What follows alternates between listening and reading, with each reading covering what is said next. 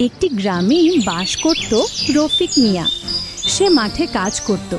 একদিন সে ক্লান্ত শরীরে মাঠে কাজ করছে আর ভাবছে, আজ লতার জন্য একটু খাবার নিয়ে যেতেই হবে, মেয়েটা আবার না খেয়ে আছে। ওদিকে লতা মায়ের কাছে গিয়ে কান্না করছে। মা, অনেক ক্ষুধা লেগেছে।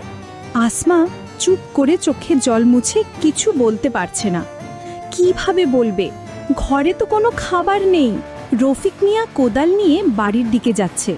পথে কয়েকজন লোক তাকে দেখে হাসতে লাগলো। কোদাল নিয়ে স্বপ্ন দেখে রাজা হবি নাকি?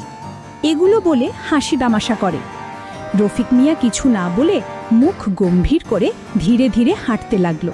হাঁটতে হাঁটতে রফিক জঙ্গলের মধ্যে গিয়ে একটা গাছের নিচে বসে পড়ল। তার চোখে জল।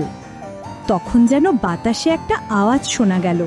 কখনো কখনো জীবন হেরে যায় সময়ের কাছে। ঠিক সেই সময় এক বৃদ্ধ লোক এলো তার কাছে। তার গায়ে ধুলো মাখা, হাতে লাঠি।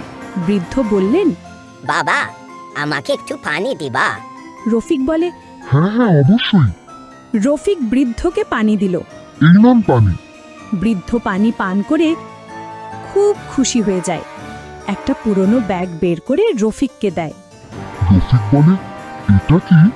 বৃদ্ধ বলে, এটা হলো জাদুর ব্যাগ। এটা বলে বৃদ্ধ সেখান থেকে চলে গেল। রফিক তেমন কিছু না ভেবে ব্যাগটা হাতে নিয়ে বাড়িতে চলে এলো। আর তারপর বাড়িতে ফিরে তার মেয়েকে ডাকতে শুরু করে। মা লতা, কই গেলি রে মা লতা? লতা আর তার মা ঘর থেকে বের হয়ে আসে।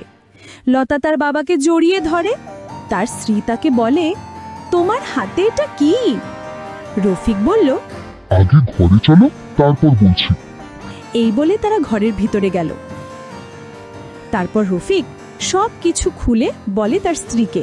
তারপর তার স্ত্রী তাকে বলল, ব্যাগটা খুলে দেখো, এর ভিতরে কি আছে। রফিক ব্যাগটা খুলতেই দেখল এর ভিতরে মাছ, মাংস, সবজি সব কিছু একবারে পরিপূর্ণ।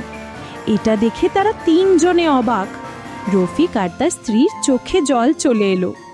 এরপর থেকে তাদের আর কোনো অভাব থাকলো না। তারা সুখে শান্তিতে জীবনযাপন করতে শুরু করলো। এই গল্প আমাদেরকে শেখায় মানুষকে সাহায্য করতে। তোমরাও বেশি বেশি মানুষকে সাহায্য করবে। যেমনই ভিডিওটি একটা লাইক দিয়ে দেবে, এটাও তোমার একটা সাহায্য।